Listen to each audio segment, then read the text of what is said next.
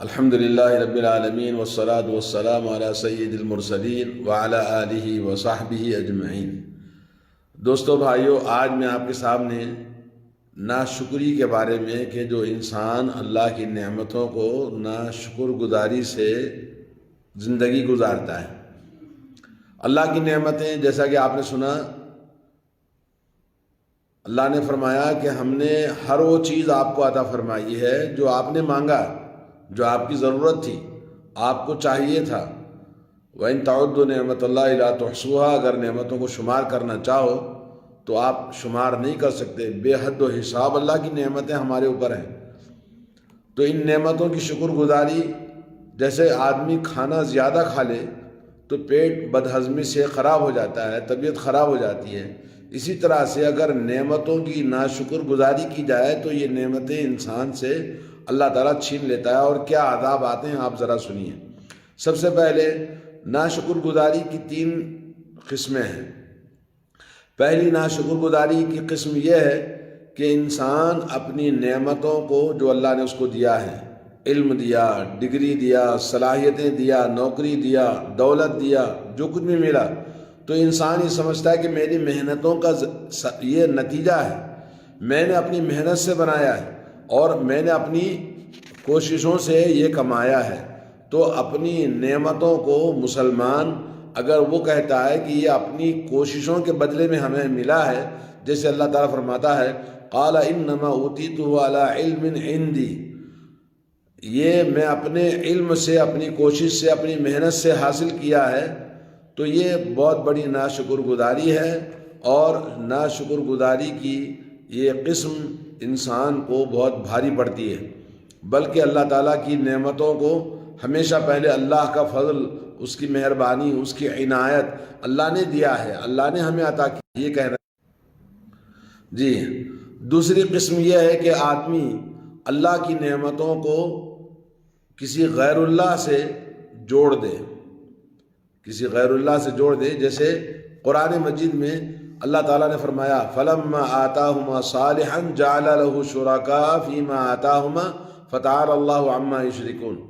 بچے نہیں تھے، اولاد نہیں تھی، یا صحت خراب ہو گئی تھی، بیمار ہو گیا تھا، تو درگاہ بابا یا کسی مزار پر جاتے اور وہاں لوگوں سے مانگتے، درگاہوں سے، تو وہ جب ان کو اولاد ہو گئی اور اللہ نے صحت دے دیا تو یہ کہتے ہیں کہ فلاں ولی کی وجہ سے، فلاں ولی کے طفیل میں، یا فلاں بابا کی وجہ سے، فلاں مزار پہ جانے کی وجہ سے، فلاں درگاہ شریف، مزار شریف جیسا کہ لوگوں نے بنا کے رکھا ہے، بولے اس کی وجہ سے ہوا۔ اللہ نے قرآن مجید میں فرمایا کہ اولاد نہیں تھی اور اولاد کے لیے دعا کرتے رہے، اور آخر وقت میں شیطان نے کہا کہ جی فلاں جگہ جا کر آپ مانگیے، آپ کو اولاد مل جائے گی۔ جب اولاد ہونے کا وقت ہوتا ہے تو شیطان ان کو بھٹکاتا ہے، اور اس کے بعد جب اولاد ہو گئی تو یہ کہتے ہیں جب اللہ نے اولاد دیا جعل لہ شرکاء فیما آتاہما، اللہ نے ان کو جو اولاد دیا تھا اس میں شریک بنا دیتا ہے، بولے فلاں ولی کا طفیل ہے، فلاں بزرگ کا طفیل ہے، فلاں دعاؤں کے طفیل میں ملا ہے۔ اس طرح کی جو بات کہتے ہیں یہ کفر ہے، شرک ہے، اور یہ اللہ رب العالمین کی نعمتوں کا سب سے بڑا کفران نعمت ہے۔ نمبر 3 یہ ہے کہ اللہ رب العالمین کے ساتھ شرک کرنا۔ اور اللہ تعالیٰ کی نعمتوں کے ساتھ، اللہ تعالیٰ کے ساتھ شرک کیسے ہوتا ہے کہ جیسے اللہ رب العالمین کی نعمتوں کو یعرفون نعمت اللہ ثم ینکرونہا، اللہ تعالیٰ فرماتے ہیں کہ اللہ تعالیٰ کی نعمتیں جانتا ہے دل سے کہ یہ اللہ تعالیٰ کی طرف سے ہی ملتا ہے، لیکن یہ کہتا ہے کہ ظاہری اسباب، کہ بھائی فلاں ظاہری اسباب کی وجہ سے، مثال کے طور پر کوئی آدمی یہ کہے کہ جی آج ہمارا سفر بڑا اچھا رہا، اس لیے کہ بڑا موسم اچھا تھا، راستے بڑے اچھے تھے، اور راستے میں کوئی خطرہ نہیں ہوا، کوئی چور ڈاکو نہیں ملا، تو یہ سب ظاہری اسباب پر آدمی اپنی نعمتوں کو کہتا ہے کہ یہ فلاں کی وجہ سے ہے، تو یہ اللہ تعالیٰ کے ساتھ شرک ہے۔ کیوں؟ اس لیے کہ اللہ رب العالمین ہر قسم کی نعمت ظاہری ہو یا نعمت باطنی ہو، سب کچھ نعمتیں اللہ عز و جل کی طفیل میں اللہ تعالیٰ نے ہمیں عطا فرمایا ہے، تو ان نعمتوں کی شکر گزاری نہ کرنے پر اللہ رب العالمین کی سزا بندے کو دی جاتی ہے۔ وَإِذْ تَعَذَّنَ رَبُّكُمْ لَئِن شَكَرْتُمْ لَأَزِيدَنَّكُمْ وَلَئِن كَفَرْتُمْ إِنَّ عَذَابِي لَشَدِيدٌ، اگر شکر گزاری کرو گے تو اور زیادہ عطا کریں گے، اگر نافرمانی کریں گے تو میرا عذاب بڑا سخت ہے۔ اور اللہ نے فرمایا أَلَمْ تَرَ إِلَى الَّذِينَ بَدَّلُوا نِعْمَةَ اللَّهِ كُفْرًا وَأَحَلُّوا قَوْمَهُمْ دَارَ الْبَوَارِ جَهَنَّمَ يَصْلَوْنَهَا وَبِئْسَ الْقَرَارُ، ان لوگوں کو نہیں دیکھا جو اللہ تعالیٰ کی نعمتوں کو بدل دیا اور پوری قوم کو لے جا کر ہلاکت اور بربادی کے گڑھے میں ڈال دیا، اور وہ ٹھکانہ کیا ہے؟ جہنم ہے۔ تو اللہ رب العالمین کی نعمتوں کو ناشکر گزاری کرنے کی وجہ سے اللہ تعالیٰ ان کی نعمتوں کو نقمت میں یعنی سزا میں اور بربادی میں بدل دیتا ہے۔ اور اللہ کے نبی صلی اللہ علیہ وسلم نے فرمایا کہ دنیا میں انسان کو اللہ تعالیٰ دیتا ہے نافرمانی کرنے کے باوجود، ایک انسان زنا بھی کرتا ہے، برائی بھی کرتا ہے، فحاشی میں مبتلا ہے، شراب نوشی کرتا ہے، ظلم و زیادتی کرتا ہے، مگر اس کی دولت بڑھتی جاتی ہے، اس کے پاس حالات اور اچھے ہوتے جاتے ہیں۔ تو یہ کیا چیز ہے؟ یہ استدراج ہے۔ استدراج کا مطلب یہ کہ اللہ رب العالمین اس کو اور زیادہ دیتا ہے تاکہ وہ اور زیادہ نافرمانی کرے، تاکہ سخت سے سخت اللہ تعالیٰ اس کو سزا دے۔ جیسے فرعون کو اللہ تعالیٰ نے اتنی بادشاہت دی، اتنی نعمتیں دی، الیس لی ملک مصر وہذہ الانہار تجری من تحتی افلا تبصرون، تو لوگوں کے سامنے اس نے بولا کہ کیا تم نہیں دیکھتے ہو یہ مصر کی بادشاہت، میں بادشاہ ہوں، میرے بادشاہ، میرے محل کے نیچے نہریں، میرے پاس نہریں ہیں جو بہتی رہتی ہیں ہمیشہ۔ اللہ نے کہا یہ سب اللہ کی نعمتیں ہیں، مگر نافرمانی کرنے کی وجہ سے اللہ نے کم ترکوا من جنات وعیون وزروع ومقام کریم، اللہ نے کہا کتنے ہی نعمتیں تھیں، کتنے ہی باغات تھے، اور کتنے ہی نہریں تھیں، اور کتنی کھیتیاں تھیں، اور کتنے پھل فروٹ تھے، کتنے ناز و نعمتوں سے وہ پلتے تھے، سب اللہ نے ان کو ہلاک اور برباد کر دیا۔ تو دنیا کے اندر بھی عذاب ان کو دیا اور آخرت کے اندر اللہ نے فرمایا فَلَمَّا نَسُوا مَا ذُكِّرُوا بِهِ فَتَحْنَا عَلَيْهِمْ أَبْوَابَ كُلِّ شَيْءٍ، فرمایا فَلَمَّا نَسُوا مَا ذُكِّرُوا بِهِ، جب انسان کو نصیحت کی جاتی کہ اللہ تعالیٰ کی شکر گزاری کرو، مگر شکر گزاری نہ کرنے کی وجہ سے فَتَحْنَا عَلَيْهِمْ أَبْوَابَ كُلِّ شَيْءٍ، ہر طرح کی نعمتیں اللہ تعالیٰ زیادہ کر دیتا ہے، اور حتیٰ اذا فرحوا، جب بہت زیادہ خوش ہو جاتے ہیں کہ بھئی دیکھو ہم نافرمانی کرنے کے باوجود بھی ہمارا قسمت کتنا اچھا ہے، اس طرح سے کہنے والے اخذناہم بغتۃ فاذا ھم مبلسون، اللہ نے کہا کہ اچانک اللہ تعالیٰ کی پکڑ آتی ہے جس کی وجہ سے وہ پھر مایوس ہو جاتے ہیں۔ تو اللہ تعالیٰ کے نعمتوں کی نافرمانیوں کا آپ سنیں، پہلی بات تو ہے کہ وہ نعمتیں چھن جاتی ہیں اور اللہ تعالیٰ کے عذاب کا وہ مستحق بن جاتا ہے۔ دوسرا یہ کہ اللہ تعالیٰ بھوک اور پیاس کی آزمائش میں ڈال دیتا ہے، یعنی ان کی دولت جب ختم ہو جاتی ہے تو وہ کھانے کے لیے ترسنے لگتے ہیں۔ اور تیسرا یہ کہ ان کی جان کا نقصان اللہ تعالیٰ کر دیتا ہے، یعنی اس خاندان کے لوگوں کو مار دیتا ہے، تباہ و برباد کر دیتا ہے، اور ان کی موت آ جاتی ہے، اور ان کے اندر ایسی بیماریاں پیدا کر دیتا ہے کہ پورے خاندان کے اندر ایک کے بعد دیگرے سب مرتے جاتے ہیں۔ اور اسی طرح سے اللہ رب العالمین کا چوتھا عذاب یہ ہے کہ اللہ تعالیٰ کا غضب اس قوم پر نازل ہوگا، اللہ کی لعنت اس کے اوپر ہوتی ہے جو اللہ کی تعالیٰ کی نعمتوں کی شکر گزاری نہیں کرتے۔ اور پانچواں یہ ہے کہ اللہ رب العالمین ان کے دلوں میں ہمیشہ خوف اور دہشت پیدا کرتا ہے۔ اور چھٹا یہ ہے کہ ان کے مال کے اندر مال تو ہوگا مگر مال میں برکت نہیں ہوگی، اور ان کے مال میں برکت نہ ہونے کا کئی اسباب ہیں کہ ایک کے بعد دیگرے نقصانات ان کے پیچھے لگیں گے، اور یا ہے کہ آسمان سے بارش کم ہو جائے گی، مختلف قسم کی آزمائشیں ان کے اندر ڈالے گا اللہ تعالیٰ۔ کبھی آپ نے دیکھا کہ صدام ان کے محل کے ٹوٹنے اور ان کے قتل کے ان کے خاندان کو تباہ اور برباد کر دیا گیا، اس طرح قذافی ہے، اسی طرح سے اسلامی ممالک کے بڑے بڑے لوگوں کو کیسے قتل کر دیا لوگوں نے؟ کیوں؟ اس لیے کہ سب ہمارے لیے عبرت ہے۔ اور اللہ رب العالمین نے ہمیں قرآن مجید میں کئی واقعات بیان فرمائے ہیں۔ وضرب اللہ مثلا قریۃ کانت آمینۃ مطمئنۃ یاتیھا رزقھا رغدا من کل مکان، اللہ تعالیٰ تمہیں ایک مثال دیتا ہے ایک شہر کی کہ وہ قریہ، وہ شہر بالکل سکون امن و امان والا، چاروں طرف سے وہاں اللہ کی نعمتیں آیا کرتی تھی۔ فکفرت بانعم اللہ، انہوں نے اللہ کی نعمتوں کی نافرمانی اور کفر کیا۔ فاذاقھا اللہ لباس الجوع والخوف، اللہ نے ان کو ان کی نعمتوں کے بدلے میں کیا بدل دیا؟ بھوکا پیاسا ان کو بنا دیا، اور ان کے اوپر خوف طاری ہو گیا۔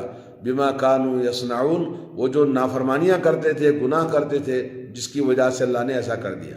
آج مسلمانوں کی حالت ہندوستان کے اندر، دنیا کے مختلف ممالک کے اندر مسلمانوں کا یہی حال ہے، اسلامی ممالک کے اندر بھی یہی حال ہے۔ آپ دیکھ لیں فلسطین میں، سیریا میں، یمن میں اور مختلف ممالک کے اندر، عراق کے اندر، سب کچھ ہونے کے باوجود بھی لوگ خوف کی زندگی گزارتے ہیں۔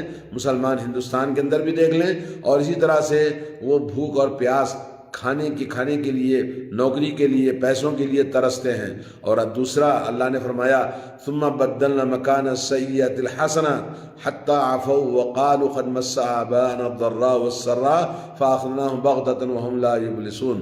اللہ نے کہا دوسری آیت میں، جس میں سورہ اعراف میں فرماتے ہیں کہ اللہ تبارک و تعالیٰ نے ان کو ان کی زندگی اچھی بنا دیا، نعمتوں سے نوازا، تو کہنے لگے بھائی یہ ہمارے باپ داداؤں سے چلا آ رہا ہے، تو اللہ تعالیٰ نے ان کو چھین لیا، نعمتیں، ان کی نعمتیں چھین لی اور ان کو عذاب میں مبتلا کر دیا۔ ایک اور جگہ پہ اللہ تبارک و تعالیٰ سورہ سبا میں فرماتا ہے، ملک سبا، ملک سبا یمن کے اندر ایک علاقہ ہے جہاں اللہ تعالیٰ نے قرآن مجید میں، سورہ سبا ایک قرآن کے اندر ایک سورہ ہی ہے جس میں اللہ تعالیٰ نے اس قوم کے واقعات کو بیان کیا۔ لقد کان لسبأ فی مسکنہم آیہ جنتان عن یمین و شمال کلوا من رزق ربکم واشکروا لہ، کہا کہ اللہ تبارک و تعالیٰ نے تمہیں دو باغات، دائیں جانب اور بائیں جانب، ہر جگہ باغات ہی باغات ہیں، اور کھاؤ اللہ کے، تمہارے رب کے رزق کو، اور اللہ تعالیٰ کا شکر ادا کرو۔ واشکروا لہ بلدۃ طیبۃ، پاکیزہ شہر ہے، ورب غفور، اور رب غفور کی نعمتوں سے بہرور ہو جاؤ۔ فاعرضوا، انہوں نے نافرمانی کی۔ فارسلنا علیہم سیل العرم، سیل عرم بہت بڑا طوفان، سیلاب آیا، اور اس کے بعد بدلناہم، ان کی تمام باغات اور نعمتوں کو اللہ نے کیا کر دیا؟ دو برباد باغوں سے بدل دیا، جس میں کانٹے دار درخت تھے اور جھاڑیاں تھیں اور بیر کے درخت تھے، یعنی تمام پھل فروٹ والے جو بے حد نعمتیں والے باغات تھے، ان کو تباہی بربادی، کانٹے براٹے جھاڑی اور ایسے غلط قسم کے درخت اس کے اندر پیدا ہوئے جس سے انسان فائدہ نہیں اٹھاتا ہے۔ تو اللہ نے ان کی نعمتوں کو بدل دیا، تو یہ نعمتیں چھن جاتی ہیں۔ اور آخر میں آپ کو ایک حدیث سناتا ہوں جو کفران نعمت کی وجہ سے اللہ کے نبی صلی اللہ علیہ وسلم نے کیسے کفران نعمت کرتے ہیں۔ رسول اللہ صلی اللہ علیہ وسلم نے 3 لوگوں کا قصہ بیان کیا حدیث کے اندر، جیسا کہ آپ نے سنا ہوگا اس سے پہلے بھی کہ حضرت ابو ہریرہ رضی اللہ تعالیٰ عنہ بیان کرتے ہیں کہ 3 آدمی تھے بنی اسرائیل میں۔ ایک گنجا آدمی تھا جس کے سر بیماری کی وجہ سے بال سارے چلے گئے تھے، اور دوسرا کوڑی آدمی تھا جس کو جذام کی بیماری تھی، اور تیسرا اندھا آدمی تھا۔ ان 3 لوگوں کو اللہ تعالیٰ نے آزمانے کے لیے فرشتے کو بھیجا، اور فرشتہ آ کر اس نے تینوں سے پوچھا کہ بھئی آپ کو کیا چاہیے؟